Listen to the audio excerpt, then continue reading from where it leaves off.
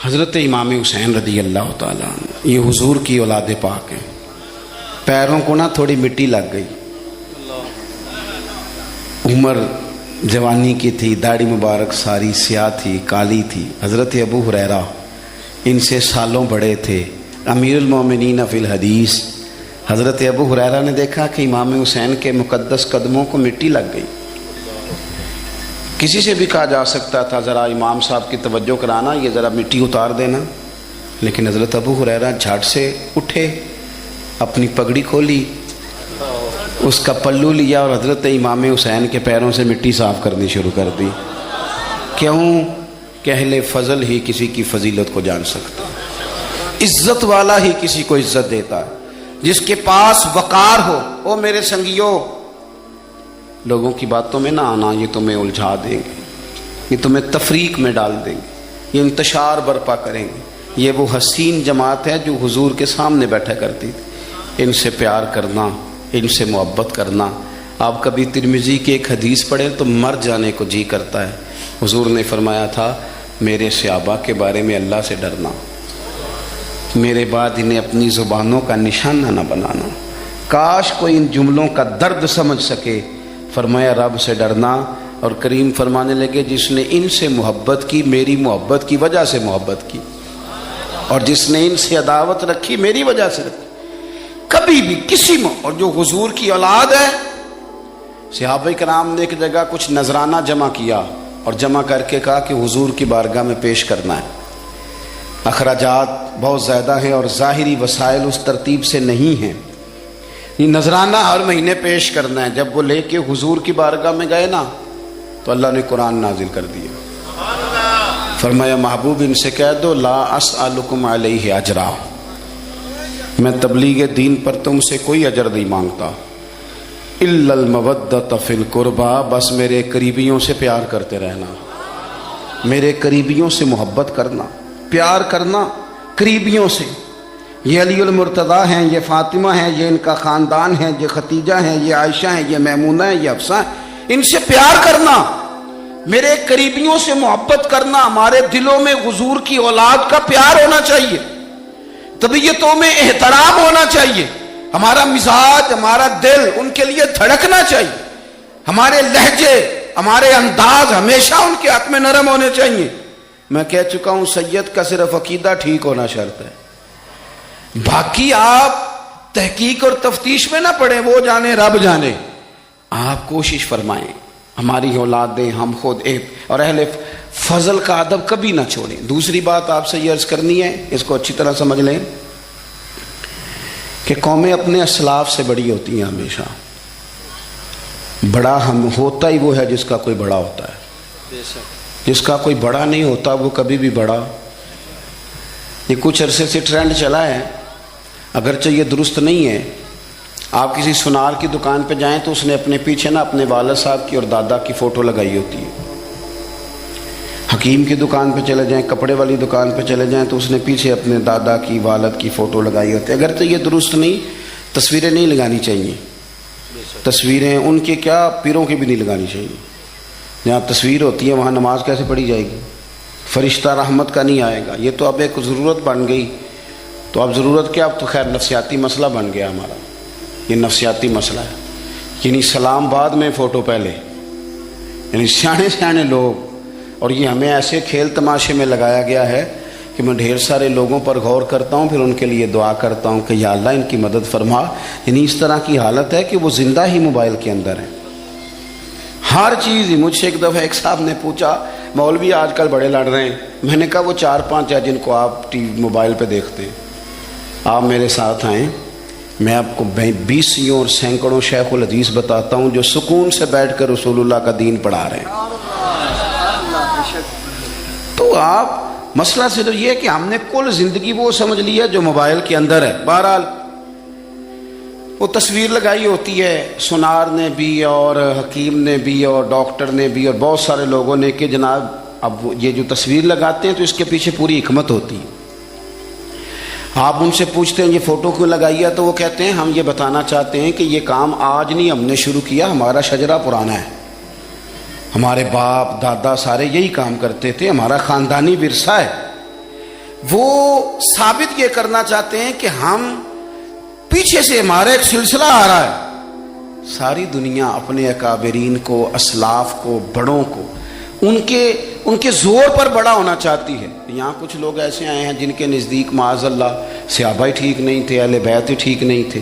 آپ اپنی سند کیسے مضبوط کریں گے؟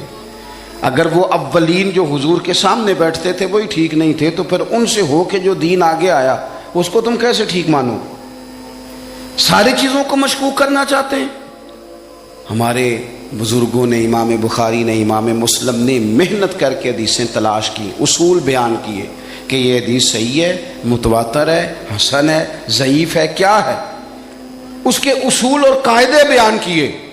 اور جب انہوں نے خود پوری تحقیق کی، آپ تھوڑی سی، آپ مشکل بات نہیں کر رہا، تھوڑی سی آپ غور کریں گے، انہوں نے سینکڑوں میل کا سفر کیا، گھوڑوں پہ، پیدل، اونٹوں پہ، ریسرچ کر کے بتایا کہ یہ حدیث بالکل درست ہے، اپنی سند کے اعتبار سے، متن کے اعتبار سے یہ متواتر درجے کی ہے.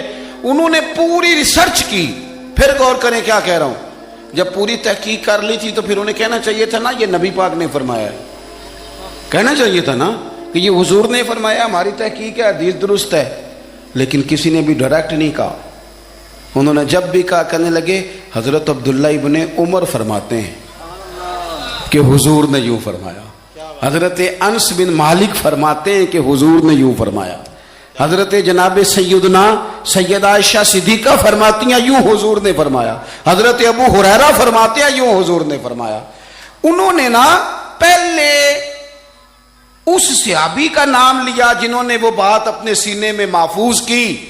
کیا بتایا انہوں نے ہمیں کہ ہم دنیا گھوم آئے ہیں، ریسرچ کر آئے ہیں، تلاش و بسیار کے بعد اس نتیجے پہ پہنچے ہیں کہ دین کا اصل فیض وہی ہے جو صحابہ اور اہل بیت کے سینوں سے ہو کے امت کو نصیب ہوا ہے. اصل فیضان وہ ہے جو وہاں سے ہو کے آیا.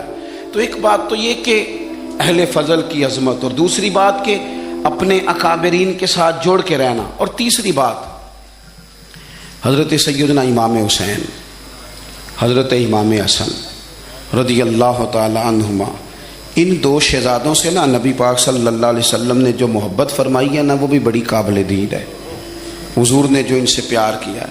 کچھ لوگ ایسے ہوتے ہیں کہ جن سے انسان جب پیار کرتا ہے، محبت کرتا ہے تو وہ بات نا دور دور نکل جاتی ہے، بات پھیل جاتی ہے. ان کے ساتھ نا میرے نبی پاک کا خصوصی لگاؤ ہے.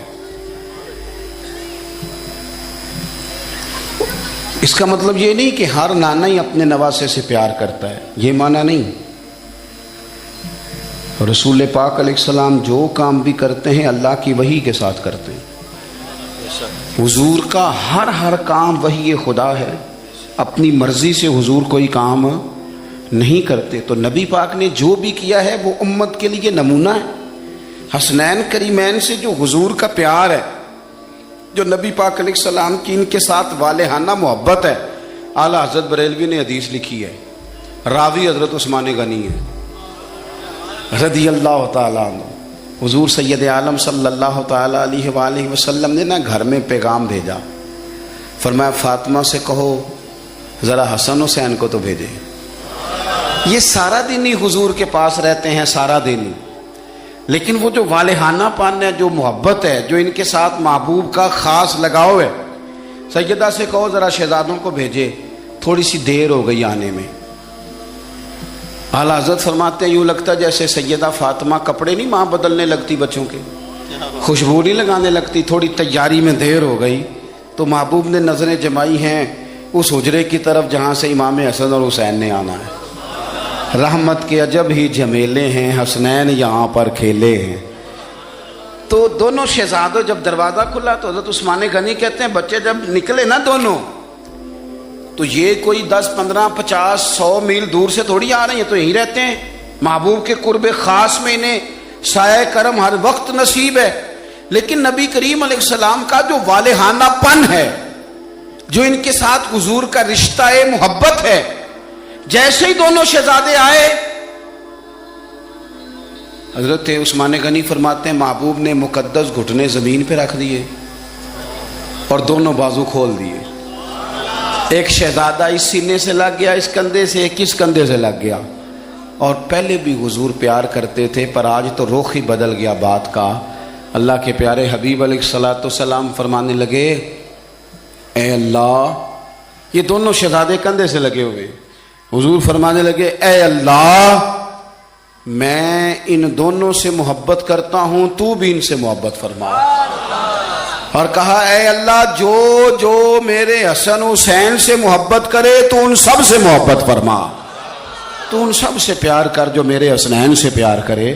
اللہ کے پیارے محبوب علیہ السلام کی محبت جب حضور کو، بھائی جس چیز کی طرف محبوب نے ایک دفعہ دیکھا ہے نا، وہ غار ثور میں حضور ایک دفعہ گئے ہیں، 3 دن قیام کیا، ایک دفعہ گئے، تو ہمارا تو کئی بار جانے کو دل کرتا ہے۔ جہاں حضور تھوڑی دیر قیام فرمائیں اس جگہ سے پیار ہو جاتا ہے، اور جن شہزادوں سے حضور اس والہانہ انداز میں پیار کریں، ان کی محبت، ان کا پیار ہمارے دلوں میں ہونا چاہیے، اور کچھ نہ ہمارے جذبات ہونے چاہیے، کچھ ہمارے جذبات میں والہانہ پن ہونا چاہیے ان شہزادوں کے لیے۔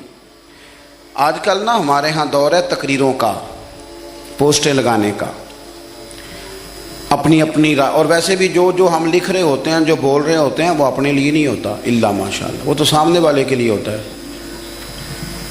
وہ تو حضرت مجدد الفسانی رحمۃ اللہ علیہ کے حالات پہ ایک سیرت نگار نے لکھا ہے کہ آپ نے ایک شخص کو نا اپنے سلسلہ نقشبندیہ میں اجازت دی کہ اب آپ بھی آگے اللہ اللہ بتائیں، تربیت کریں، یہی طریقہ ہوتا تھا، تو ان کو خلافت دے دی، اب وہ سلسلہ طریقت میں آگے اشاعت سلسلہ کا کام کریں گے۔ کچھ عرصے کے بعد وہ خلیفہ صاحب نے حضرت شیخ کو خط لکھا تو کہنے لگے، حضور آپ نے فقیر کو اجازت دی تھی، اب میں تقریر بھی کرتا ہوں، تدریس بھی کرتا ہوں، تصنیف بھی کرتا ہوں۔ تو حضرت فرمانے لگے، آپ بہت اچھے کام کر رہے ہیں، رب آپ کو برکت دے، پر یہ سارا کچھ تو آپ لوگوں کی اصلاح کے لیے کر رہے ہیں، کچھ اپنے لیے بھی کرتے ہیں، رات کو تہجد میں اٹھ جاتے ہیں، کچھ اللہ کے حضور رونا نصیب ہو جاتا ہے، کچھ آپ کو درود و سلام کی کیفیات نصیب ہوتی ہیں، یہ تو جو کچھ ہے الحمدللہ بہت اچھا ہے، قابل تعریف ہے، پر یہ تو آپ خدمت دین کا کام کر رہے ہیں نا لوگوں کی، آپ اپنے لیے کیا کر رہے ہیں؟ یہ بھی تو مقام غور ہے۔ بہت ساری چیزیں آج ایسی ہیں جو تقریروں میں تحریروں میں، لیکن ہمارے پرانے بزرگ جو تھے ان کا رنگ اور تھا، ان کا انداز والہانہ تھا، والہانہ۔ میں نے کئی دفعہ سنائی ہے بات، پھر سناتا ہوں۔ بڑی عید پہ نا میرے والد صاحب چاول لائے، غریب گھر تھا تو ثابت چاول اور بہترین چاول کم ملتے تھے، تو جو زیادہ اچھے چاول تھے اماں جی نے ایک دفعہ پکائے تو وہ بڑے اچھے لگے، تو سب نے جو لوگ کمزور ذہن رکھتے ہیں ساری زندگی فیصلہ ہی نہیں ہوتا، کوئی ڈرتے رہتے ہیں، سہمے وقت گزارتے ہیں، اپنے آپ کو فکری، یہ جو ایمان ہوتا ہے یہ بندے کو طاقتور کرتا ہے، بندہ مضبوط ہو جاتا ہے۔ مجھے بتائیے نا، جب ایمان پکا ہو کہ روزی دینے والا اللہ ہے، تو پھر بندہ کسی مالدار آدمی کے پیچھے کبھی بھاگتا ہے، کبھی کسی بڑے آدمی سے ڈرتا ہے؟ جب اسے پتا ہو کہ عزت اور ذلت اللہ کے دست قدرت میں ہے، پھر وہ سیاستیں، سازشیں، یہ کام کرتا ہے۔ تو پہلے تو مضبوطی ایمان درکار ہے ہماری بچوں کے اندر، ہمارے مزاجوں کے اندر۔ جب تک وہ مضبوطی ایمان، حضرت مولا علی شیر خدا کرم اللہ تعالی وجہہ الکریم ایک دفعہ بڑے علیل ہو گئے تھے، کمزوری آ جاتی ہے، بندہ بیمار ہو جاتا ہے۔ تو ہمارے ہاں بیمار لوگ بعض اوقات ایسا جملہ بولتے ہیں جو کفر کے زمرے میں چلا جاتا ہے۔ آپ پریشان ضرور ہیں، تکلیف میں ضرور ہیں، لیکن آپ بات وہی کریں گے جو شریعت اجازت دیتی ہے۔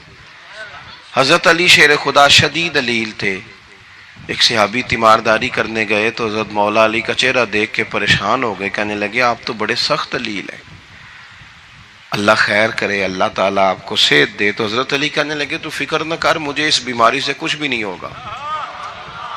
نے کہا کیوں؟ فرمانے لگے مجھے نبی پاک علیہ السلام نے فرمایا تھا علی اس وقت دنیا سے جاؤ گے جب داڑھی خون سے رنگین ہو جائے گی، تو اس کا مطلب ہے میں خنجر کے وار کے ساتھ شہید کیا جاؤں گا، میں بیماری سے دنیا میں نہیں جاؤں گا، میں یہ بیماری سے مجھے کچھ بھی نہیں ہوگا، اللہ مجھے شفا دے دے گا، چونکہ حضور نے فرمایا تے ساڈے نبی دی زبان ساڈے واسطے قرآن۔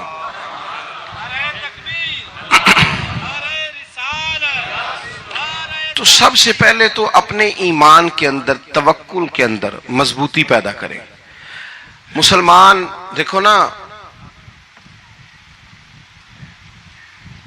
نماز پڑھنے سے روزی میں برکت ہوتی ہے کہ نہیں؟ ویسے جو چوپ ہے ان کی بھی ہوتی ہے کہ نہیں؟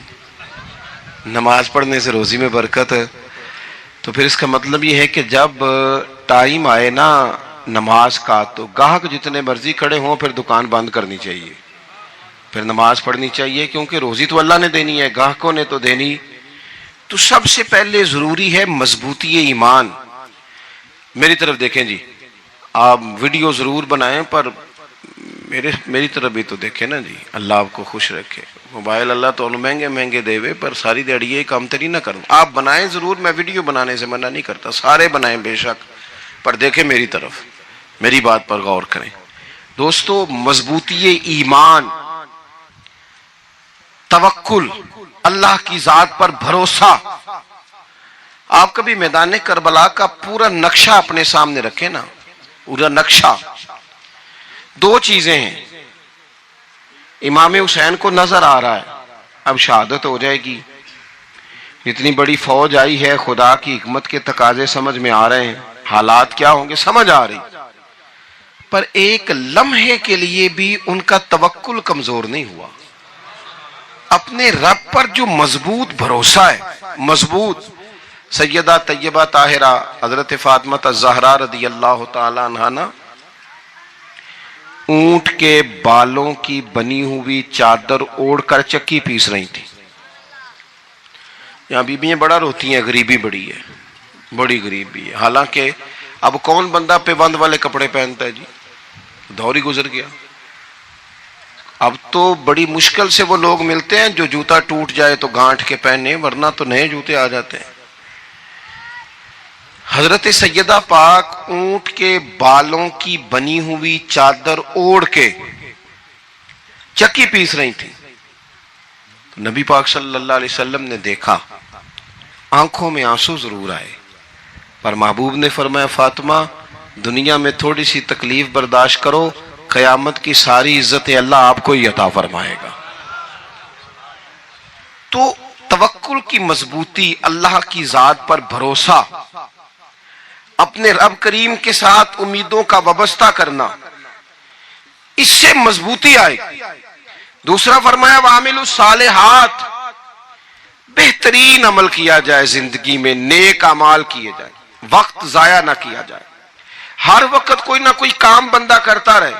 یہاں بہت سارے لوگ ہیں جن کو لوگ نیک کہنا شروع کر دیتے ہیں نا، وہ سمجھ لیتے ہیں شاید ہم سچی مچی نیک ہیں. لوگ جو کہتے ہیں حضرت صاحب قبلہ، پیر صاحب قبلہ، میں یہ طالب علموں کو، دوستوں کو، بلکہ اپنے آپ کو بھی کئی دفعہ کہتا رہتا ہوں، اپنے آپ کو سمجھاتا ہوں کہ یہ لوگ تجھے کہہ رہے ہیں حضرت صاحب، یہ تو رات کو تو اپنے آپ سے پوچھنا، اپنے رب سے پوچھ. کبھی موقع ملے تو اپنی گریبان میں جھانک، غور کر کے تیری کیفیت کیا ہے. تنہائی میں تیرا دل اللہ سے جڑتا ہے کہ نہیں؟ عبادت میں دل لگتا ہے کہ نہیں؟ خدا کا خوف دل میں رہتا ہے کہ نہیں؟ غریب کی محبت، عزیزوں قربت والوں کا احساس طبیعت میں موجود رہتا ہے کہ نہیں؟ ویسے تو میرا مطلب ہے، لوگ کہہ دیتے ہیں حاجی صاحب آپ بڑے سخی ہیں، تو اس سے تو نہیں نا بندے نے سخی ہونا. سخی تو تب ہونا ہے جب اللہ کی بارگاہ میں مقبول ہوگا. اعمال صالحہ، نیک کام، اور وہ کرتا رہے بندہ، کوئی بھی کام اسے نیکی کا مل جائے نا. دیکھو نبی پاک صلی اللہ تعالی علیہ وسلم نے فرمایا نیکی کو کبھی حقیر نہیں سمجھنا، کبھی حقارت سے نہیں نیکی کرنی کہ یہ بڑی چھوٹی ہے تو میں اس کو کروں. اب فرمایا کبھی حقیر نہ سمجھنا، نیکی کا کام جو بھی ملے کر دینا. فرمایا اگر بھائی سے مسکرا کے ملو گے بھی نا تو اس پر بھی اللہ تمہیں صدقے کا ثواب عطا کرے گا. ہم تو اس دین سے کے ماننے والے ہیں جو کہتے ہیں تو گلی سے روڑا اٹھا دے، کانٹا اٹھا دے، کسی کی تکلیف دور کر دے، کسی پر گنجائش کر دے، کسی کے لیے آسانی کر دے. جو بھی خیر کا کام میسر آئے پورے دن میں اسے چھوڑے نہیں.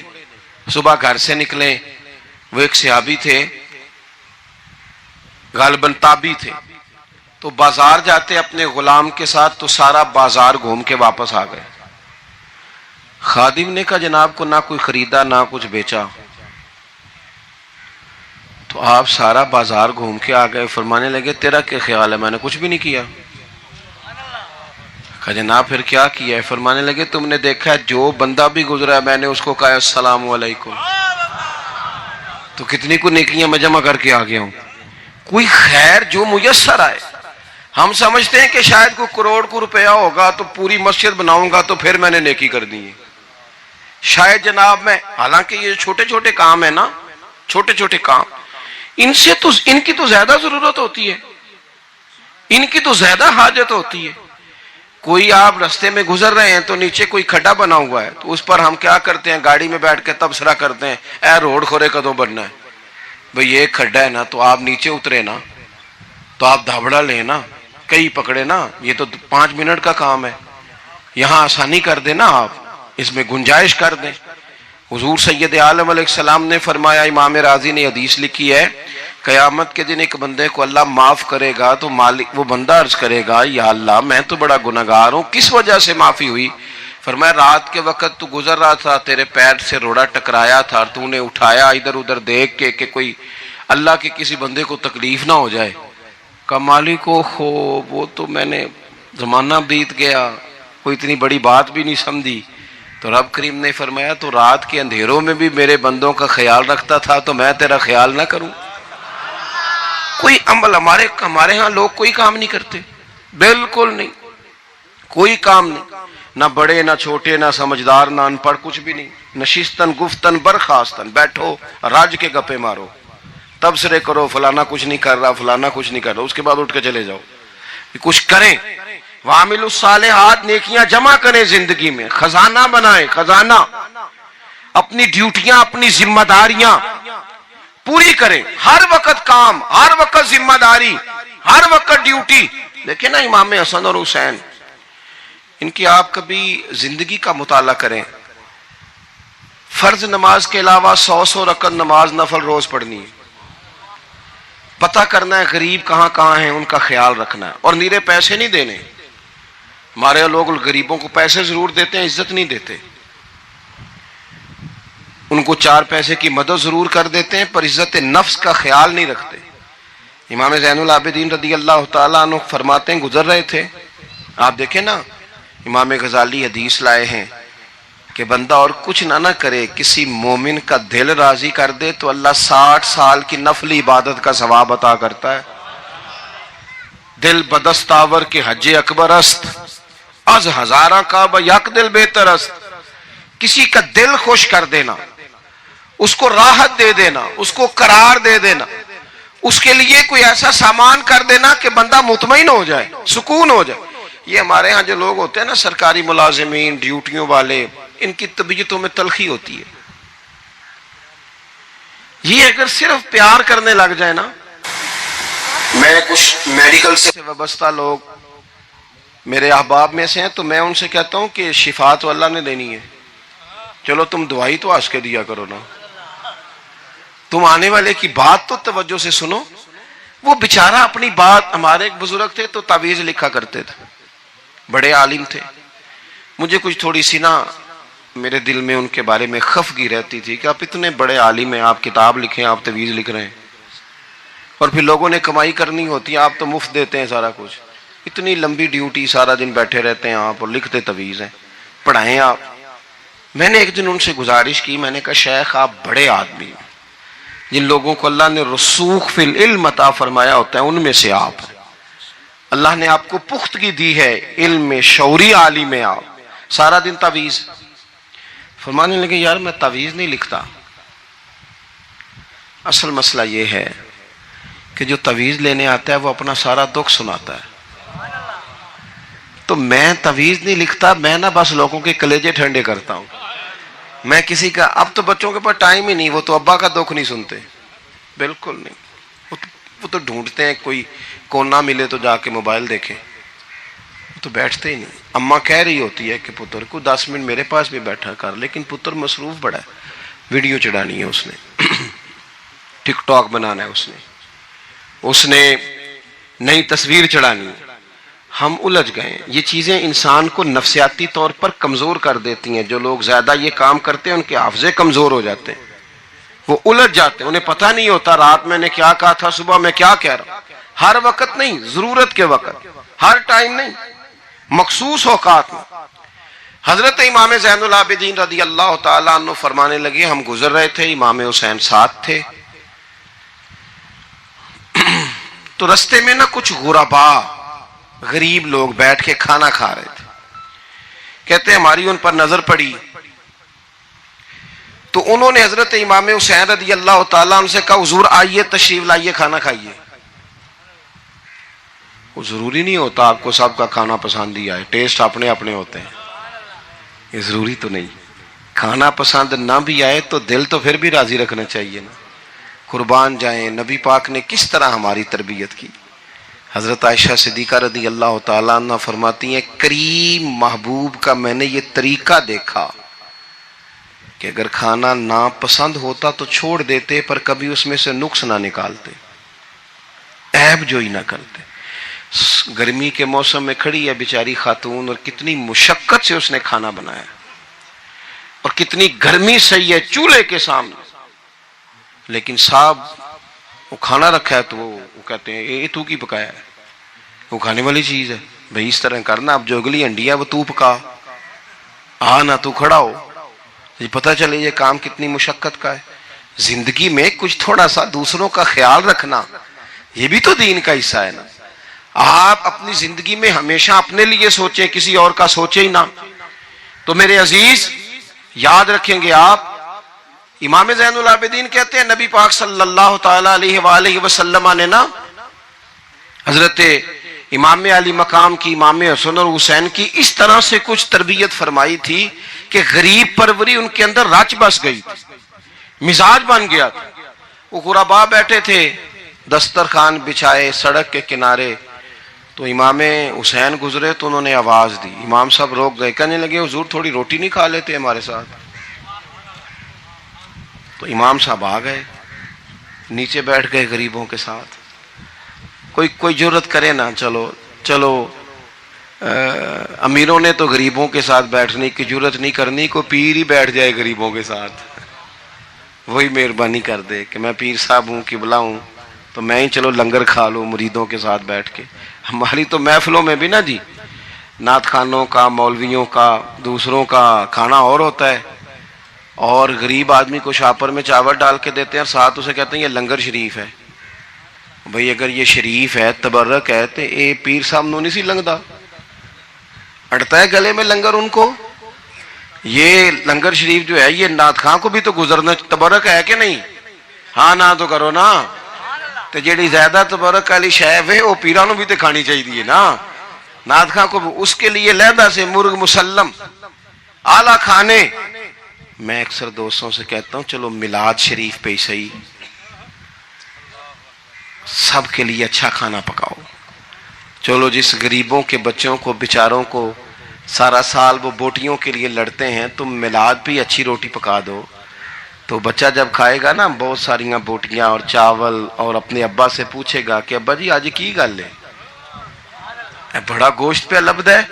تو ہو سکتا ہے غریب باپ روئی پڑے اور اسے کہے پتر تو آج راج راج کے کھاج ساڑھے نبی پاک دا میلاد شریف ہے.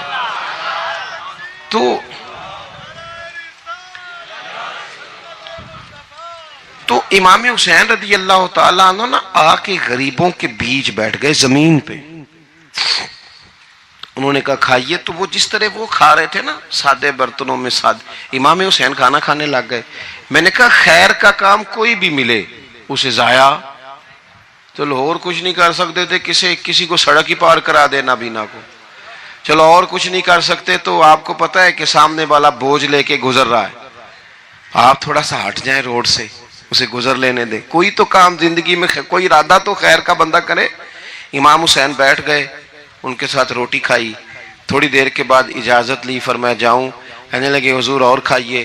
فرمانے لگے میں تو ابھی روٹی کھا کے آیا تھا اور آج تک ایسا نہیں ہوا کہ دوبارہ کھانا کھاؤں. ایک لقمے کی بھوک نہیں تھی، جتنا بھی کھایا ہے نا یہ تمہارا دل خوش کرنے کے لیے کھایا ہے. غربا مساکین کی. وعامل الصالحات، ایماندار بندہ ایمانداروں جیسے کام کرتا ہی اچھا لگتا ہے. 25 حج کیا امام حسن اور حسین نے مدینے سے مکے پیدل جا کے. کتنے بولیے؟ میں کہتا ہوں چلو ہم باجماعت نماز ہی پڑھ لیا کریں. چلیں، حضور صلی اللہ علیہ وسلم نے فرمایا فجر کی نماز پڑھ کے بیٹھ جاؤ، اشراق چاش تک اللہ کا ذکر کرو، 2 نفل اشراق کے 2 چاشت کے پڑھ لو، اللہ 2 حج اور 2 عمرے کا ثواب عطا کر دے گا. مشکل کام تو نہیں ہے. مشکل تو ہاں ہی نہیں کیتی تھے، یہ مشکل ہے. ویسے یہ کہ آنکھ کھل جائے تو 25-30 منٹ 40 منٹ موبائل پہ گزر جائے وہ تو سوکھا ہے، یہ مشکل ہے. دوستو، نیک اعمال ان پر کوشش. اہل بیت نے ہمیں سبق یہ پڑھایا ہے، حضور کے اصحاب نے ہمیں سبق یہ پڑھایا. مصطفیٰ